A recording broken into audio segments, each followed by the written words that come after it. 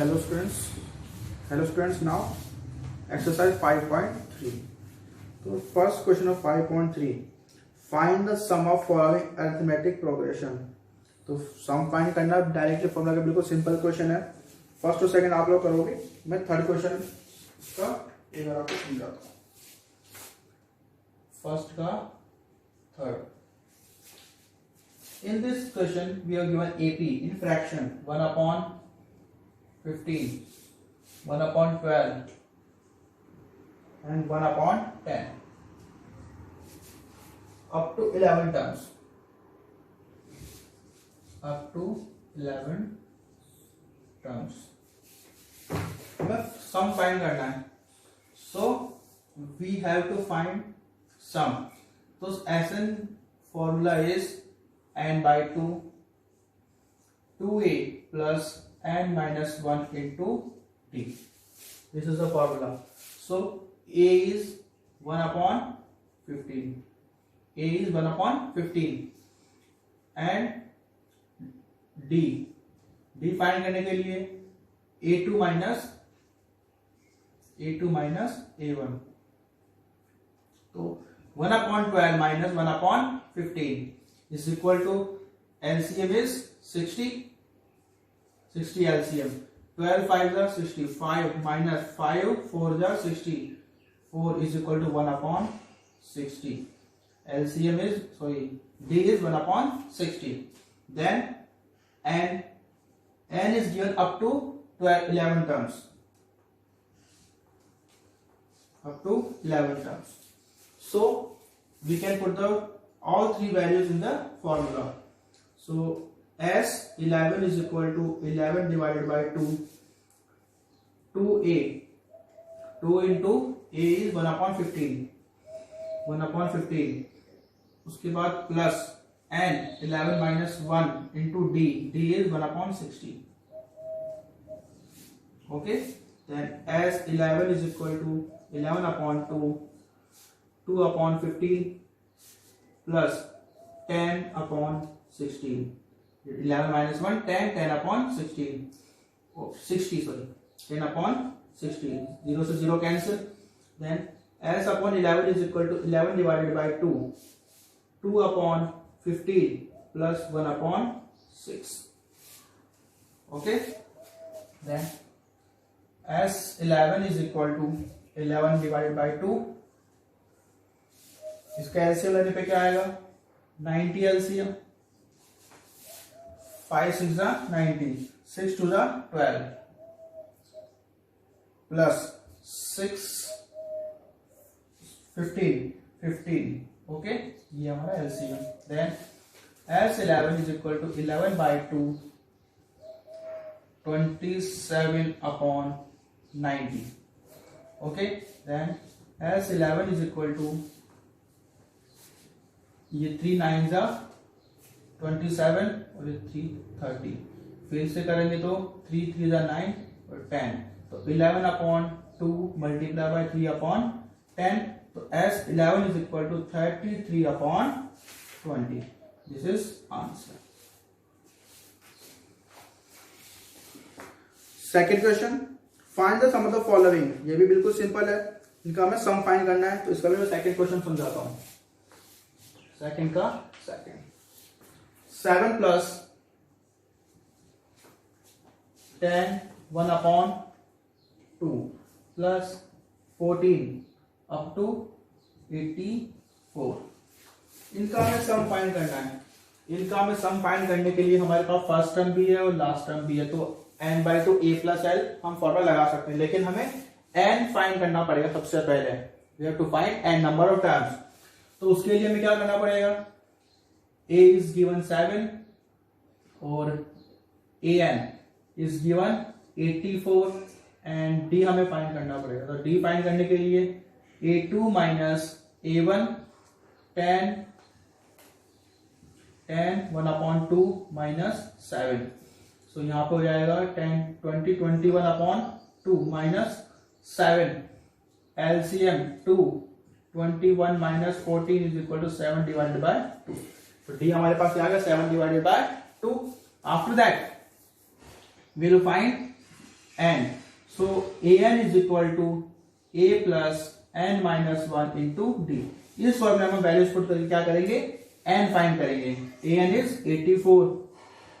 84 is equal to a 7 plus n minus 1 d कितना है 7 divided by 2.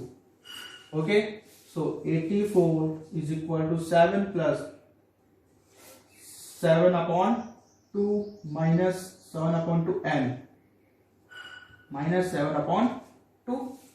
Then 7 को लेके जाओ तो 84 minus 7 is equal to 7n upon 2 minus 7 upon 2. यहाँ पे हो जाएगा कितना हो जाएगा 77. 77 ये इधर आके प्लस हो जाएगा 7 upon 2 is equal to 7 upon 2. LCM is 2 LCM. इसके नीचे 1 है तो 77 को मल्टीप्लाई करेंगे 2 से. 7 2 जा 14, 1 के 15, 154 plus 7 is equal to 7n upon 2. Okay, तो ये 2 से तो 2 कैंसिल हो जाएगा. क्या रहेगा यहाँ पे हमारे पास 154, तो 161 इज इक्वल टू 7n. तो n is equal to 161 upon 7. n is equal to कितनी बार डिवाइड हो जाएगा 7 2 जा 14, 2 1 7 3 जा 21. तो n इज इक्वल टू कितना आ गया 23. Now we have to find sum of this all these terms. We have to find sum of all these terms. So Sn is equal to n by 2, 2a plus n minus 1 into d. Then n is 23 upon 2, 2a, 2 into 7 plus n 23 minus 1 into d, 7 upon 2, 7 upon 2. Then 23 upon 2, 14 plus 22 into 7 upon 2. 2 से cancel 11 time. Then 23 upon 2, 14 plus 11 7 जा 77. 23 upon 2, 7 7 14, 1 carry, 7 plus 1 8, 8 plus 1 9, 94. 23 upon 2 multiply by 94. इसको से cancel करेंगे कितनी बार जाएगा 2 4 जा 8, 1 4 2 7 जा 14, 47. 23 multiply by 47. Multiply कर लो 47 23 को. 7 से 21, 2 कैरी, 4 से 12, 12 plus 2 14. 7 to the 14, 1 carry, 4 to the 8 9, 1 8 1081. So 1081 answer. Sum of these terms. Yes, third question. Find the number of terms. How many terms of an AP 9 17 25 taken so that their sum is 636? Third, first. AP given AP. AP is 9 17 25 up to नहीं दे रखा बस 9 17 25. So their sum is SN is given 636. Okay, so we have to find number of terms. So we have to find how many number of terms. तो हमें n की value find करनी है. हमें सम का फॉर्मूला लगाना है, n की वैल्यू हमें फाइंड करनी है. देखो कैसे करेंगे. ऐसा क्वेश्चन कर चुके हैं वैसे एग्जांपल्स में. तो a इज गिवन 9 और b is given a2 minus a1 is equal to 17 minus 9 is equal to कितना आ जाएगा 8. ओके, तो हमारे पास d भी आ गया, a भी आ गया. अब Sn का फॉर्मूला लगाते हैं. Sn is equal to n by 2a plus n minus 1 into d. Sn is 636 is equal to n divided by 2. 2 into a is 9 plus n minus 1 into d is 8. Okay, and 636 is equal to n by 2. यहाँ पे भी 2 है और यहाँ पे भी 2 है, तो 2 कॉमन आ सकता है, तो 2 कॉमन ले लिया, क्या बच गया 9. यहाँ पे तो 2 कॉमन, तो क्या बच गया 9 प्लस n माइनस 1 ऐसे कैसे, और यहाँ पे 8 में से 2 कॉमन तो 4. ओके, ये 2 से 2 कैंसिल, तो 636 is equal to n 9 plus यहां पे जाएगा 4n minus 4. 636 is equal to n 9 minus 4 is equal to 5 plus 4n. Okay, तो क्या हो जाएगा यहाँ पर 636 is equal to 5n plus 4n square. Okay, 636 को उधर लेके जाओगे तो क्या हो जाएगा 4n square plus 5n minus 636 is equal to 0. ये क्वाड्रेटिक इक्वेशन हमारी बन गई. इसको सॉल्व करना है हमें कैसे, स्प्लिट मेथड से इसको सॉल्व करना है. तो स्प्लिट मेथड से सॉल्व करने के लिए हमें क्या करना पड़ेगा, हमें तरीका क्या होता है कि जो लास्ट टर्म मतलब जो कॉफिशिएंट है और इसका n इसका कॉफिशिएंट को मल्टीप्लाई करके इसके फैक्टर्स बनाओ, उसको उसके अरेंजमेंट करके इस तरीके से सेट करो कि हमारे पास सब्ट्रैक्ट करने पे क्या आना चाहिए प्लस 5n आना चाहिए और मल्टीप्लाई करने पे तो ये आ ही जाएगा. तो सब्ट्रैक्शन क्या हो जाएगी, इसकी फैक्टर्स क्या बन जाएंगे, देखो यहाँ पे 4 है, इसका मतलब 2 फैक्टर्स हो जाएंगे. क्या इस पहले हम 636 के करते हैं, 636 2 से करेंगे तो 2 3 जा 6, 2 1 जा 2, 2 8 जा 16, फिर 2 से 2 1 जा 2, 2 5 जा 10, 2 9 जा 18, फिर से हो जाएगा 9 प्लस 6, ये हो जाएगा 3 से, 3 5 जा 15, 3 3 जा 9. उसके बाद ये किसी से भी नहीं होगा, ये होगा सिर्फ 53 से. ओके, ये किससे हो जाएगा, सिर्फ 53 से. अब इसके तो फैक्टर्स हमारे पास ये आ गए, लेकिन ये 4 ये भी तो है, इसके फैक्टर्स क्या जाएंगे 2 इंटू 2. तुम्हारे पास फैक्टर्स क्या बन गए 2 into 2 into 2 into 2 into 3 into 53. अब हमें इनको सेट करना है ताकि हमारे पास क्या आना चाहिए प्लस 5n आना चाहिए. तो हम क्या करते हैं 3 2 जा 6, 6 2 जा 12, 12 2 जा 24, 24 2 जा 48 एंड 53. क्या 53 और 48 को सब्ट्रैक्ट करने पे प्लस 5 आ सकता है, क्या आ जाएगा. तो क्या बन जाएंगे हमारे पास factor power n square plus यहाँ पे प्लस 5n है, इसका मतलब ये 53 किसका होना चाहिए प्लस का होना चाहिए. 53n माइनस 48 सब्ट्रैक्ट कब होंगे जब एक साइन प्लस का होगा एक साइन माइनस का होगा. 48n minus 636 is equal to 0. बस अब हमें क्या करना है इसके फैक्टर्स बनाने. इसमें से क्या कॉमन आ सकता है, सिर्फ n कॉमन ले सकता, कुछ भी कॉमन नहीं आ सकता. 4n plus 53. ओके, यहां से माइनस कॉमन भी आ सकता है और 48 भी कॉमन आ सकता है. तो क्या बचेगा n minus 53 is equal to 0. अब यहां पे भी 4n प्लस 50, यहां पे क्या कॉमन आएगा 12 कॉमन आएगा यहां से 12. ओके, 12 कॉमन लेंगे तो यहां पे बचेगा क्या 4n. तो 4n minus 53 plus 53, 4n plus 53 और 4n प्लस 53 क्या बचेगा 4n प्लस 53 कॉमन, क्या रहेगा यहाँ पे n minus 12, n minus 12 is equal to 0. अब इन दोनों की वैल्यू 0, इन दोनों का मल्टीप्लिकेशन 0 है, तो या तो ये 0 होगा या फिर ये 0. अगर हम इसको 0 करें 4n plus 53 is equal to 0, n is equal to minus 53 upon 4 आता है.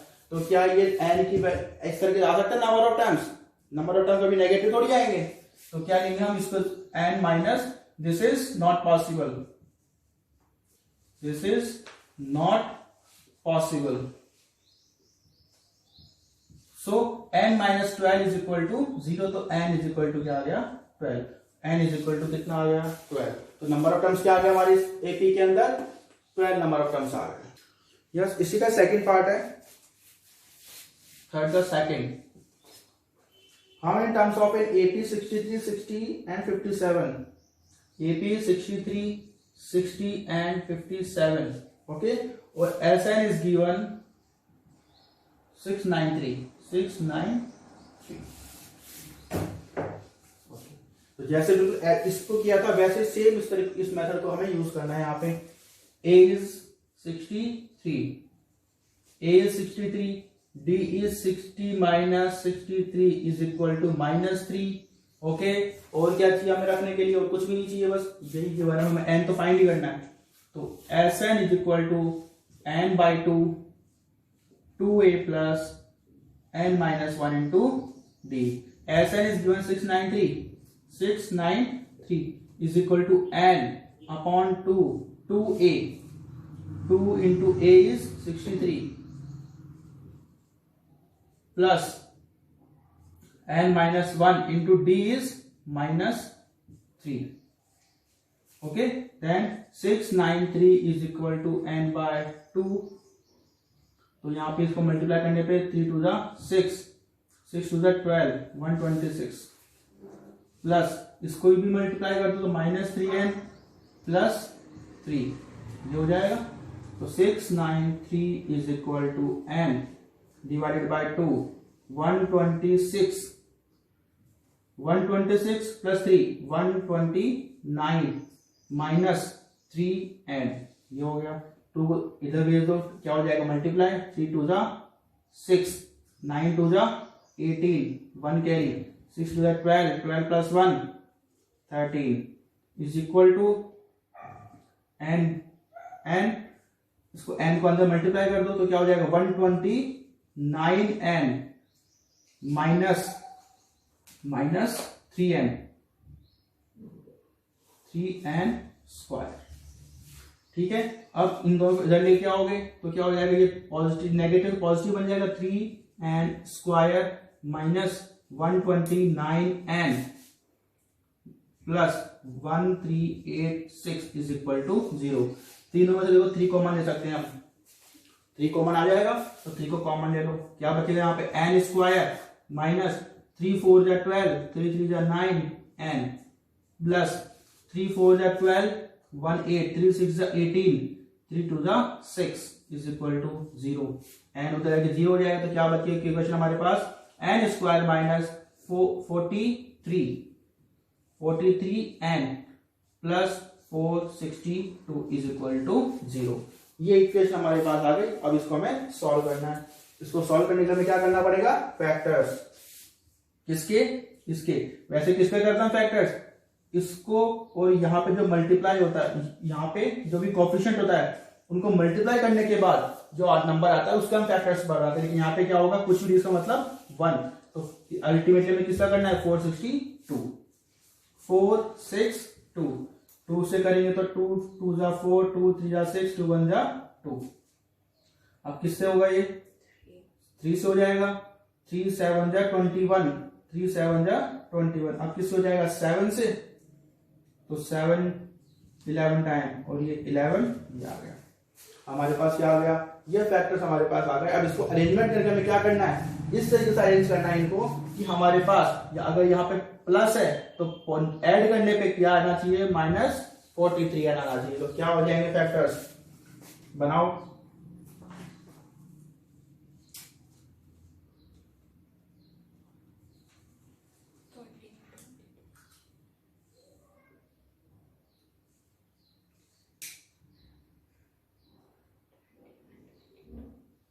Twenty 21 and 22। अगर इन दोनों को ऐड कर देंगे तो क्या आ जाएगा? लेकिन दोनों क्या आना चाहिए? माइनस का आना चाहिए। तो क्या होना चाहिए? माइनस साइन होना चाहिए। So n square minus 22n minus 21n plus 462 is equal to 0। तो यहां से क्या कॉमन आएगा? n minus 22। यहां से क्या कॉमन आएगा? माइनस कॉमन आएगा। तो क्या रहेगा? यहाँ पे क्या कॉमन ले सकते हैं? 21 and minus 22 is equal to 0। उसके बाद n माइनस 22 और यहाँ पे n minus 21 is equal to 0। तो अब या तो ये इक्वल टू 0 या फिर ये 0।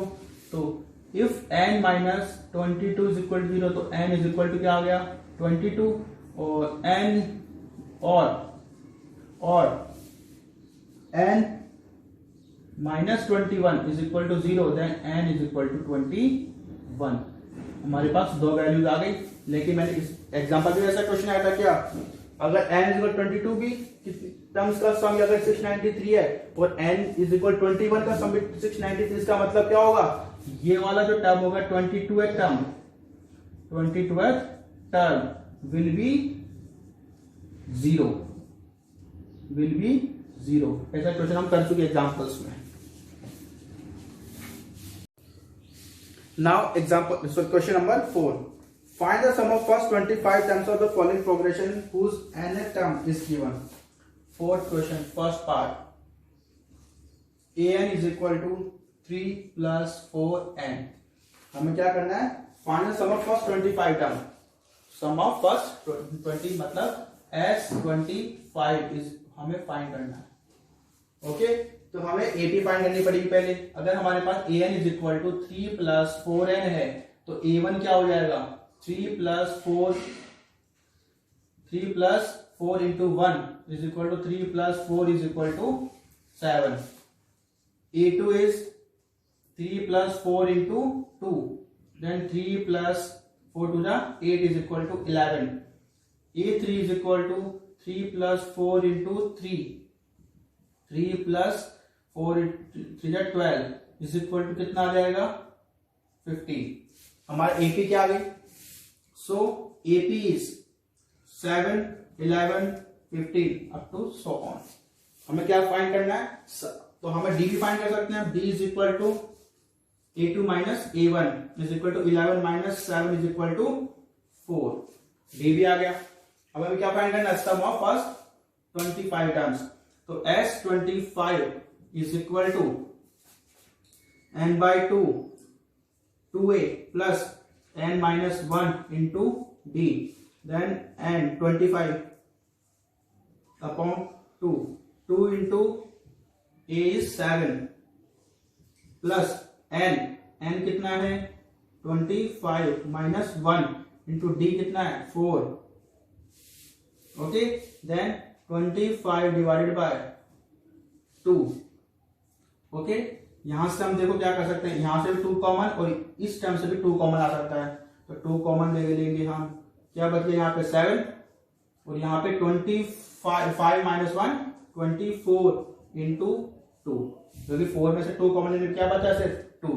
अब ये 2 से 2 कैंसिल, क्या बच गया 25 7 प्लस 24 इंटू 2 48। तो 48 प्लस 7 55 25 मल्टीप्लाई बाय 55 मल्टीप्लाई कर दो इसको 55 मल्टीप्लाई बाय 25 5 का 125 12 के लिए 25 5 का 125 प्लस 12 137 तो क्या जाएगा 1375 आंसर। ओके, इसी का सेकंड पार्ट है क्या,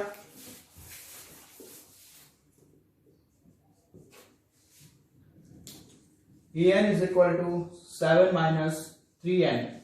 वही s25 हमें क्या करना है फाइंड करना है। इसके लिए पहले हमें AP फाइंड करनी पड़ेगी। AP के लिए an is equal to 7 minus 3n is given, then a1 is equal to 7 minus 3 into 1 is equal to 7 minus 3 is equal to 4. Then a2 is equal to 7 minus 3 into 2. अब एक and की जगह क्या रखेंगे 2 रखेंगे, तो 7 minus 6 is equal to 1. Then a3 is equal to 7 minus 3 into 3. 7 minus 9 is equal to क्या आ जाएगा minus 2. तो AP क्या आ गई 4 1 minus 2. Okay, then we have to find D. D is equal to a2 minus a1 is equal to क्या आ जाएगा 1 minus 4, 1 minus 4 is equal to -3. Then x25 is equal to n by 2, 2a plus n minus 1 into d. n is 25 upon 2, 2 into 4 plus n 25 minus 1 into d is -3. Okay, then 25 upon 2, 4 two जा 8 plus 25 minus 1 क्या आएगा 24, ये -3. देखो इस term में से भी 8 common आएगा और यहां से भी 8 कॉमन आ सकता है. तो 25 अपॉन 2, यहां से 8 कॉमन लेंगे तो 8 कॉमन आएगी. यहां पे क्या बच गया 1 और यहां पे क्या बच गया 8 3 जा 24, 3 इंटू -3. ओके, 2 से कैंसिल 4 टाइम, तो 25 इंटू 4 इंटू 1 प्लस -9, 3 3 जा 9. तो क्या आ जाएगा ये 25 4 जा कितना आ जाएगा 25 4 जा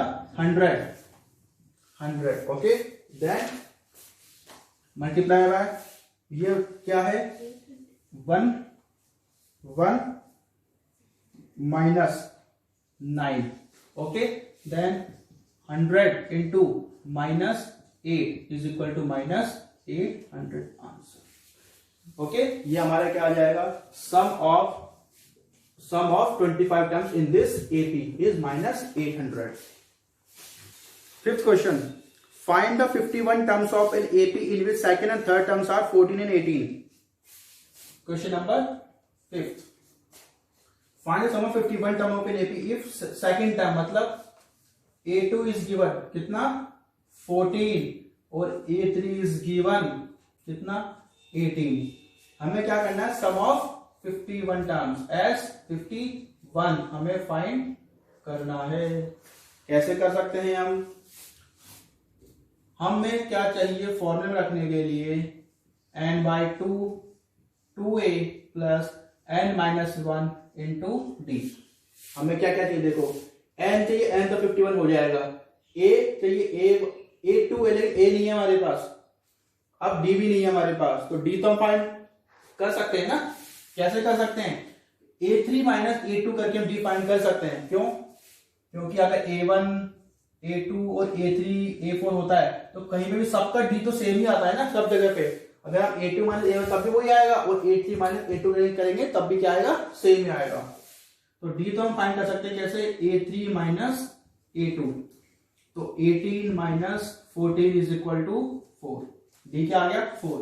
अब देखो हमें पता है कि a2 क्या होता है a1 प्लस d, तो a2 कितना है हमारे पास 14, तो a1 हम क्या फाइंड कर सकते हैं क्या d कितना है 4, तो a1 is equal to 14 minus 4 is equal to 10. a1 भी क्या आ गया 10. कर सकते हैं ना, हमारे पास फॉर्मूला होता है ना कि a2 is equal to a1 plus d, a1 plus d.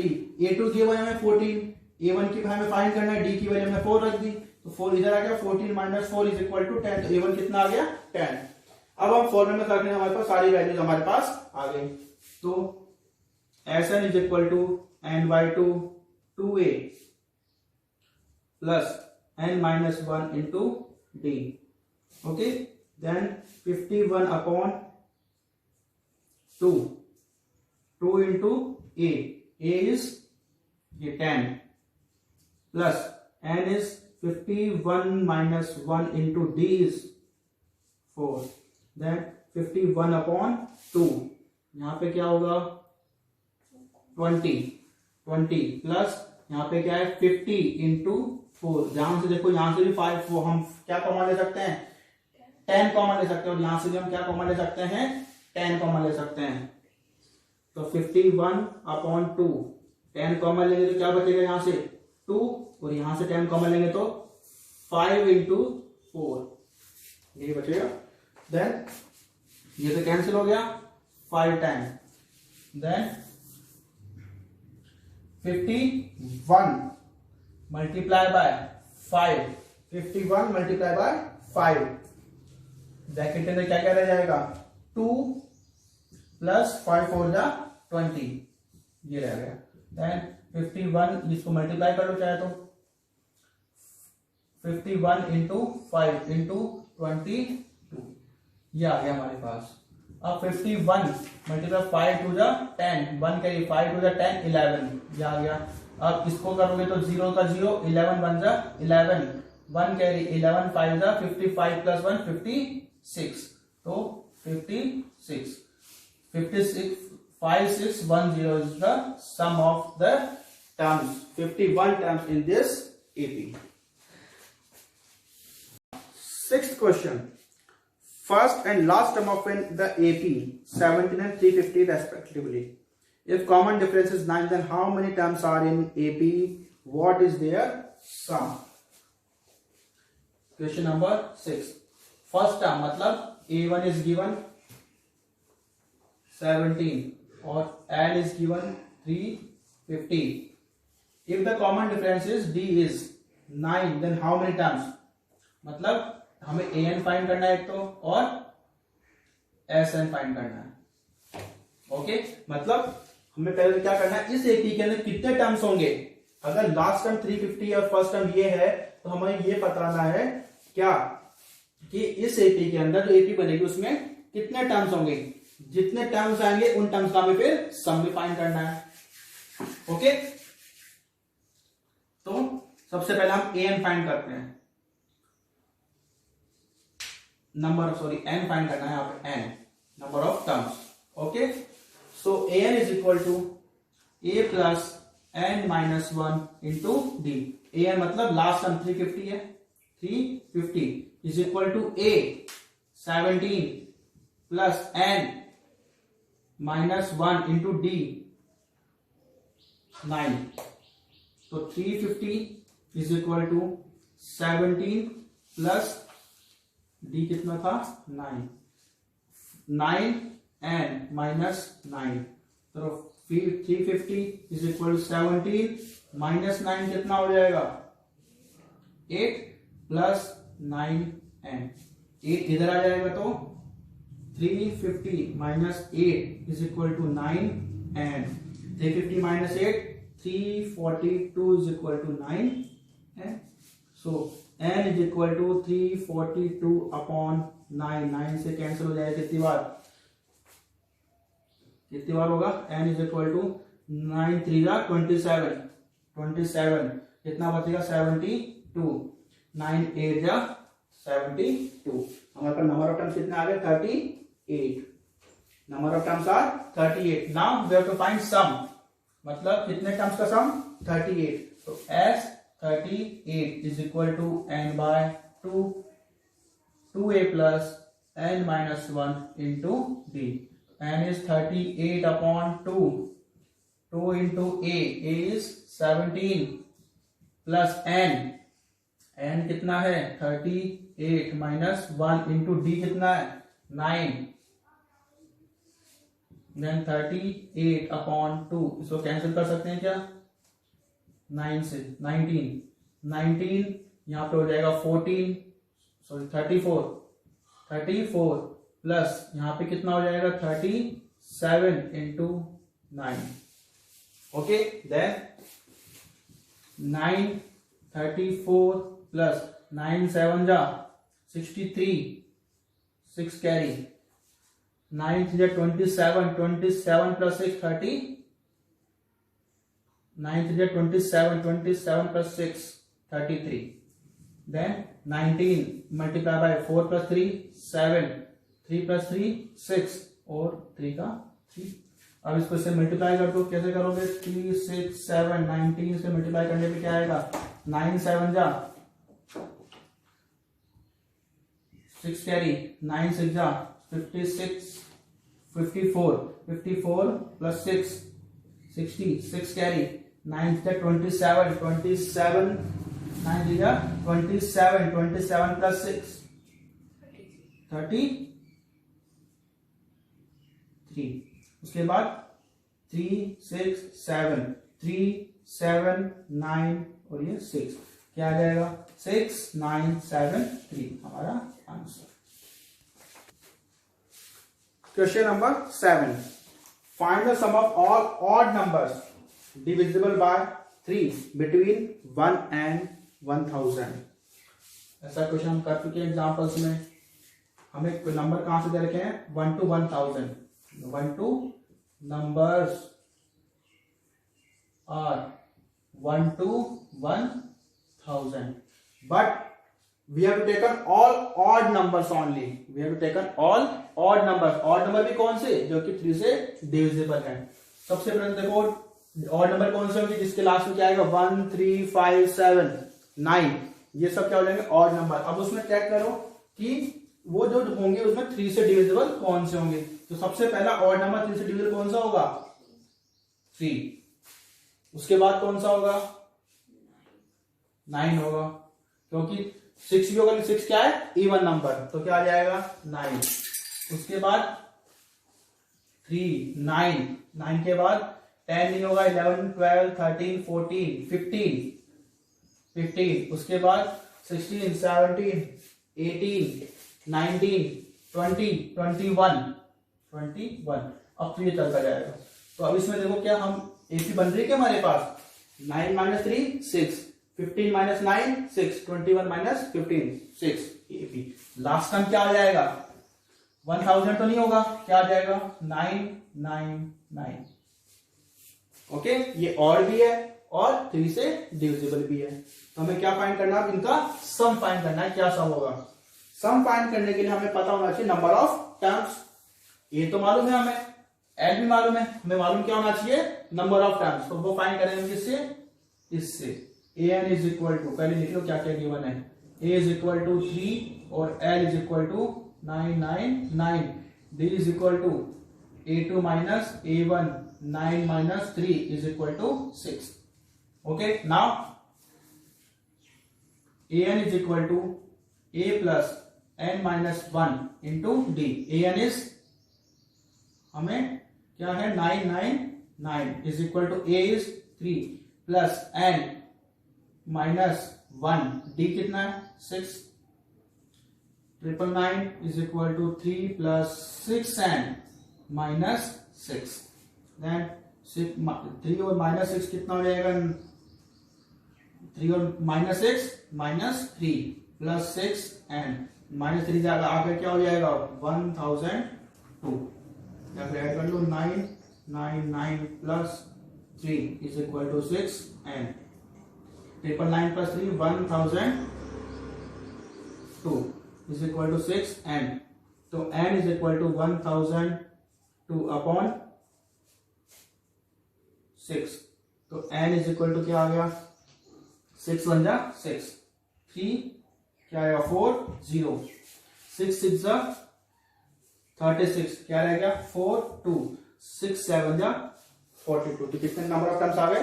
167. मतलब 1000 से लेकर के 1 से लेकर 1000 तक नंबर ऑफ टर्म्स कितने होंगे जो कि 3 से डिविजिबल भी हो और ऑड भी हो? कितने होंगे? 167.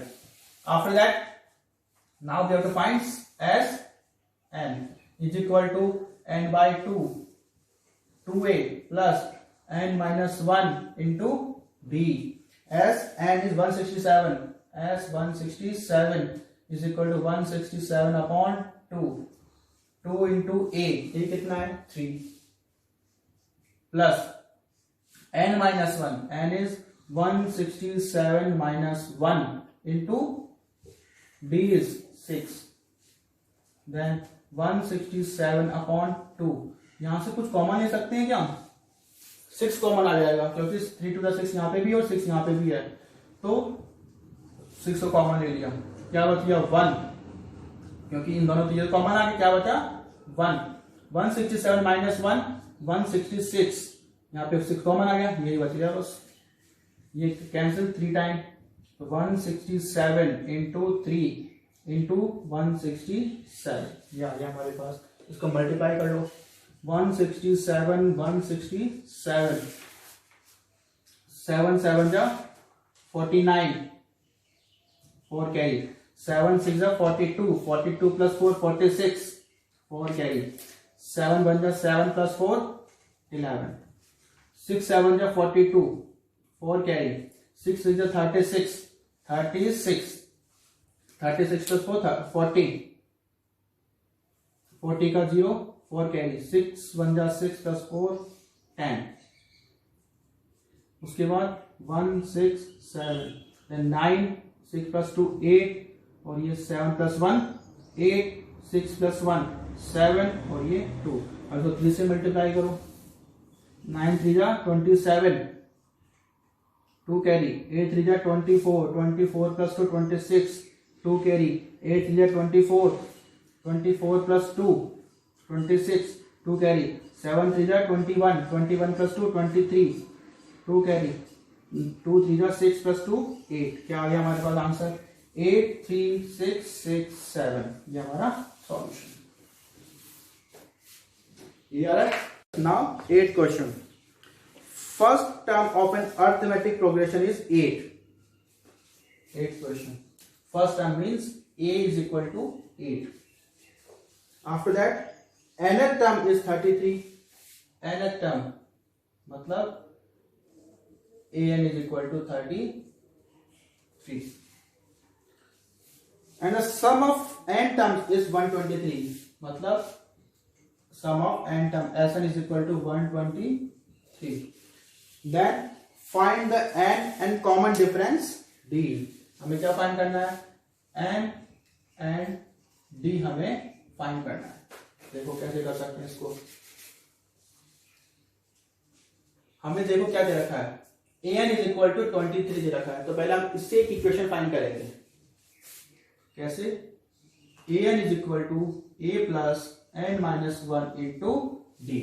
an is 33, a is 8 plus n हमें फाइंड करना है और d भी हमें फाइंड करना है। तो ये 8 इधर आ जाएगा, तो 33 minus 8 is equal to n minus 1 into d. 33 minus 8 कितना हो जाएगा? 25. 25 is equal to n minus 1 into d. ये हमारे पास equation number first. Okay, now Sn हमें फाइंड करना है। Sn is equal to n by 2, 2a plus n minus 1 into d. Sn is equal to n by 2, Sn कितना given है? 123, 123, और ये 2 into a is 8 प्लस, अब देखो n minus 1 into d, n minus 1 into d की value क्या थी यहाँ पे? 25। यहाँ पे हम डायरेक्ट इसकी वैल्यू 25 रख देंगे। अब हमारे पास n फाइंड हो जाएगा यहाँ से। 123 is equal to n by 2, 8 to the 16 plus 25। Okay, तो 123 is equal to n by 2 into यहाँ पे 6 plus 5 11, 1 carry, 2 plus 1 3, 3 plus 1 41। Then अब क्या करेंगे, इसको इधर जाके जो 123 इंटू 2 और ये 41 इधर जाके डिवाइड n, तो n इज इक्वल टू क्या हो जाएगा? n is equal to 123 into 2 divided by 41। अब 40 इसको कैंसिल करने में कितने टाइम? 3 टाइम कैंसिल हो जाएगा, तो n इज इक्वल टू क्या आ गया? 3 to the 6। n की वैल्यू कितनी आ गई? 6। Now we have to find d। d हम फाइंड कर सकते हैं क्या? d हम फाइंड कर सकते हैं कैसे? इसके अंदर हम क्या कर देंगे? n की वैल्यू पुट कर दो इसके अंदर, इस इक्वेशन में। ये जो फर्स्ट इक्वेशन इसमें n की वैल्यू पुट कर दो, d की वैल्यू आ जाएगी।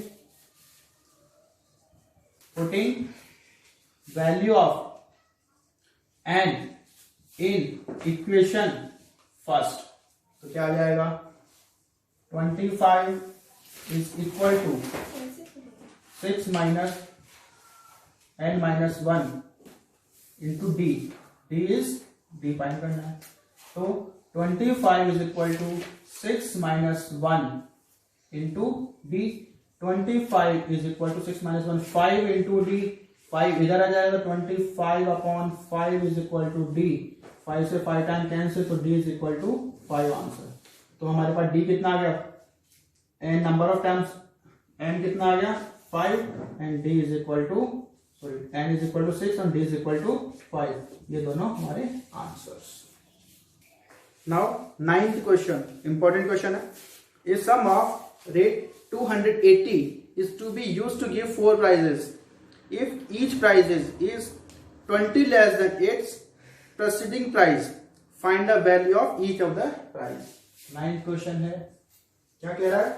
ए सम ऑफ, हमें मतलब कुछ स्टूडेंट्स है या कुछ भी विनर्स हैं, उनको हमें 4 प्राइजेस गिवन देने, मतलब हमें क्या देने, 4 प्राइज देने हैं। लेकिन वो कितने रुपीज में से बने, 280 रुपीज, क्योंकि हमें इतने पार्ट्स करने हैं कि वो 4 प्राइज बन जाए। लेकिन जो नेक्स्ट जो प्राइस होगा वो अपने पहले वाले प्राइस का क्या होगा, 20 लेस होगा। Okay, so let first price is equal to A. तो नेक्स्ट प्राइस कितना हो जाएगा, सेकंड प्राइस कितना हो जाएगा, सेकंड प्राइस शुड बी, मतलब इससे 20 लेस, तो a माइनस 20। फिर थर्ड प्राइस इज, इसका जो प्राइस है उसमें से 20 लेस, तो a माइनस 20 माइनस 20, तो क्या हो जाएगा a माइनस 40। फिर फोर्थ प्राइस कितना होगा इसका, a minus 40 minus 20 is equal to a minus 60। ये हमारे प्राइजेस हैं। हमें क्या दे रखा है, और इस सम of 280 is to be used to give 4 prizes. The sum of 280, total value of prize is equal to कितना होगा, a 280। तो हमें क्या करना है, find the value of each prize, हमें फाइंड करनी। तो कैसे कर सकते हैं, अगर हम इन सबको ऐड करते तो हमारे पे ये आना चाहिए अकॉर्डिंग टू क्वेश्चन। तो a plus a minus 20 plus a minus 40 plus a minus 60 is equal to 280।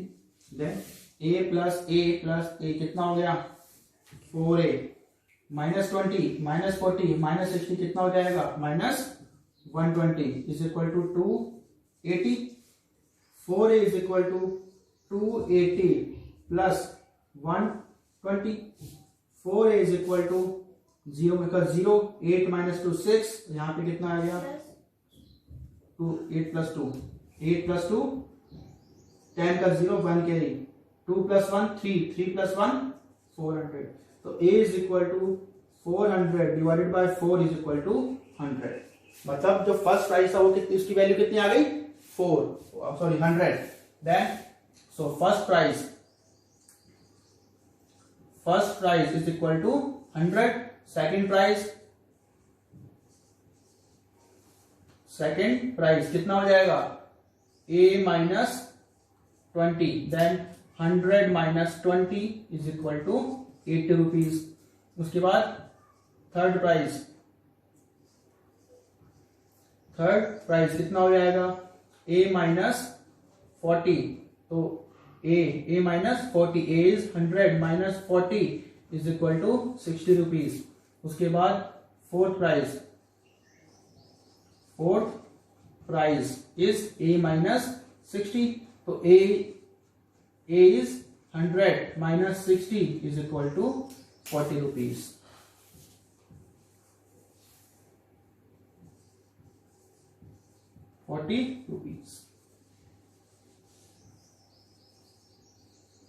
Okay, ये हमारा सॉल्यूशन। नेक्स्ट क्वेश्चन, 10th क्वेश्चन। A manufacturer of TV sets produced 600 सेट्स इन द थर्ड ईयर। मतलब कोई TV manufacture company है, वो क्या कर रही है, टीवी सेट्स मैन्युफैक्चर कर रही है, थर्ड ईयर के अंदर कितने की है, 600। Okay, after that in the 7th year he produced 700। assuming that production increases uniformly by a fixed number of every year, मतलब हमें ये एज्यूम करना है कि एक फिक्स नंबर ऑफ प्रोडक्शन ज्यादा हो रहा है एवरी ईयर, मतलब इंक्रीज हो रहा है। तो हमें क्या करना है, find the production in the first year, in the production in 10th year and total production in the 7th year. तो क्वेश्चन नंबर 10 इंपॉर्टेंट क्वेश्चन है। तो TV sets produced in 3rd year कितना था 600, मतलब A3 इज इक्वल टू 600 आ गया। अगर हम बात करें तो मतलब तीसरे ईयर के अंदर उसने कितने मैन्युफैक्चर किए थे 600। उसके बाद TV sets manufacture produced in 7th year कितने किए थे 700। इसका मतलब A7 इज इक्वल टू कितना हो गया 700। ठीक है, तो हमें इसमें फाइंड क्या करना है, एक तो production in the first year find करना है, production in the first year, production in first year first part. Second part production in 10th year,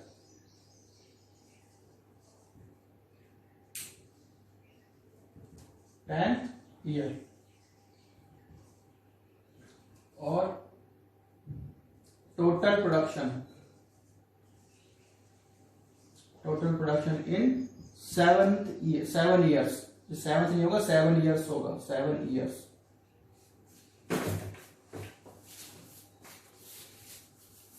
तो हमें फाइंड करना है production in the first year, production in the मतलब अगर A3 600 है तो हमें क्या फाइंड करना है, मतलब A1 फाइंड करना है। हमें कहने का मतलब ये क्या करना है A1।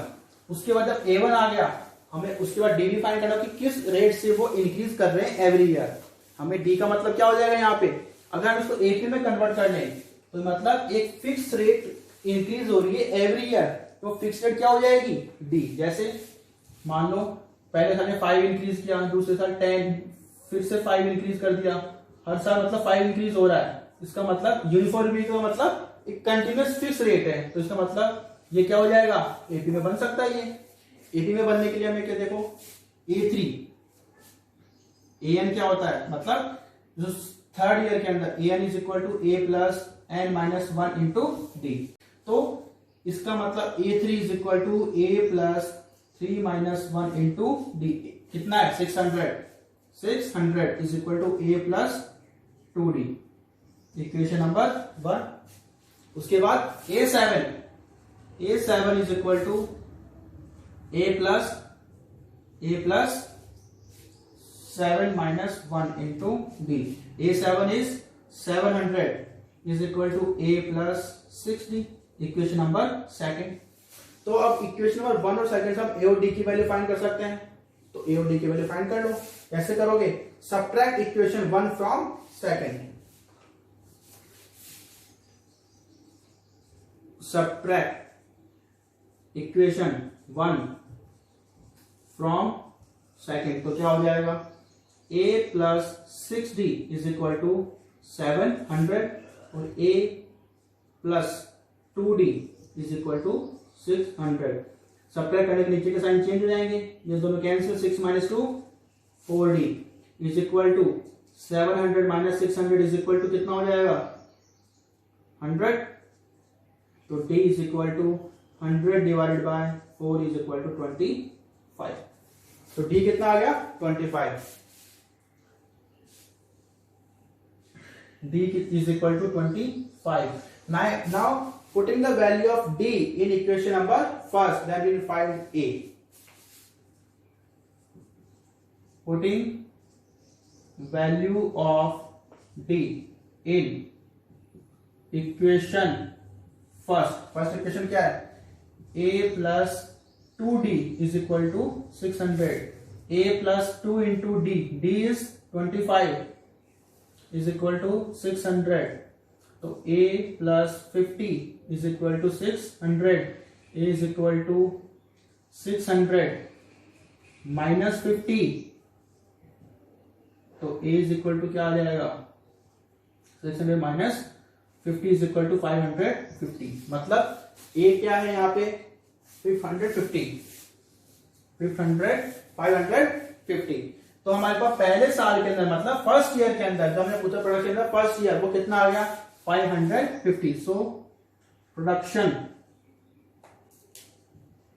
इन फर्स्ट ईयर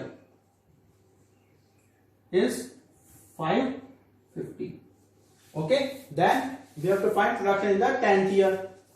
Now इसका मतलब क्या होगा, a 10 में फाइंड करें तो a plus 10 minus 1 into D, तो a is 550 plus 10 minus 1 9 into D is 25, तो 550 प्लस 25 9 इज 225 ऐड कर दो 5 प्लस 2 7 5 प्लस 2 7 775 आंसर। मतलब 10th ईयर में प्रोडक्शन कितना हो जाएगा 775। अब हम क्या कह रहा है टोटल प्रोडक्शन इन 7 इयर्स, मतलब 7 इयर्स के अंदर कितना टोटल प्रोडक्शन हुआ। मतलब हमें सम करना, मतलब फर्स्ट ईयर का सम, सेकेंड ईयर का सम, थर्ड ईयर का सम, फोर्थ ईयर का, मतलब चारों साल में जितना प्रोडक्शन हुआ है उन सबको हमें क्या करना है सम करना है, ऐड करना है।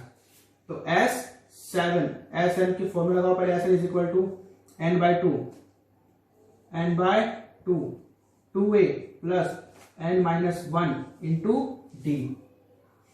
S कितना 7 is equal to 7/2 2 into 550 plus 7 minus 1 into D कितना है, डी कितना है 25, देन 7/2 यहां पे क्या हो जाएगा, इसको मल्टीप्लाई करें तो क्या आ जाएगा 0 55 2 जा 110 plus 6 into 25 6 into 25 7/2 multiply by 1100 plus 25 6 जा 150, then 7/2 into 1250 ये आ जाएगा। अब इसको कैंसिल करेंगे तो क्या आ जाएगा 2 6 जा 12 2 2 जा 4 2 5 जा 10, तो 7 मल्टीप्लाई बाय 6 25 मल्टीप्लाई कर दो इसको, क्या आ जाएगा 7 5 जा 35 3 कैरी 7 2 जा 14 प्लस 3 17 1 कैरी 7 6 जा 42 प्लस 1 43। तो सम ऑफ टोटल प्रोडक्शन, या फिर ये लिख सकते हैं total production in 7 years is equal to कितना 4375 सेट्स। इस तरीके से हम क्या कर सकते हैं, इन क्वेश्चंस को सॉल्व कर सकते हैं। ये जो 5.3 है मोस्ट इंपोर्टेंट एक्सरसाइज है, इसमें से क्वेश्चन आते हैं हमें इसके, क्योंकि इसके अंदर हमारे पास दोनों कॉन्सेप्ट यूज होते हैं, 5.2 का भी यूज होता है और 5.1 का भी यूज होता है, 5.2 का भी यूज होता है। तो इसलिए क्या है ये एक इंपॉर्टेंट एक्सरसाइज है और इसमें क्वेश्चंस भी थोड़े अच्छे से बने, जैसे 10th क्वेश्चन है मोस्ट इंपोर्टेंट क्वेश्चन एग्जाम के लिए, 9th क्वेश्चन था इंपॉर्टेंट क्वेश्चन है, उसके बाद एक दो क्वेश्चन और इंपॉर्टेंट है जो कि एग्जाम में पूछे जाते हैं बार बार।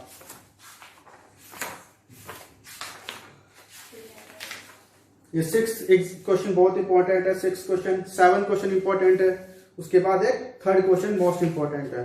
तो इस तरीके के क्वेश्चन बार बार एग्जाम में पूछे जाते हैं। पिछले साल के अगर आप लोग पेपर्स देखोगे तो इसको अच्छी तरह प्रैक्टिस करो, बिना देखे प्रैक्टिस करो, फॉर्मूला लर्न करो अच्छे से। फॉर्मूला लर्न करने के बाद जब भी किसी क्वेश्चन को अटेम्प्ट करो, अटेम्प्ट करने से पहले क्वेश्चन में जो भी गिवन हो में वैल्यू उसको लिख लो एक बार। लिखने के बाद उसमें सोचो कि इसमें क्या फाइंड करना है, उसके बाद जो फाइंड करना है उसका फॉर्मूला लिख लो। फॉर्मूला लिखने के बाद ये देखो कि इस फॉर्मूले में रखने के हमारे पास क्या क्या गिवन है, क्या क्या गिवन है। जो गिवन नहीं है उसको दूसरे फॉर्मूले से फाइंड कर लो, बस इतना कोई काम करना है। ओके, तो इसको अच्छे से प्रैक्टिस करो।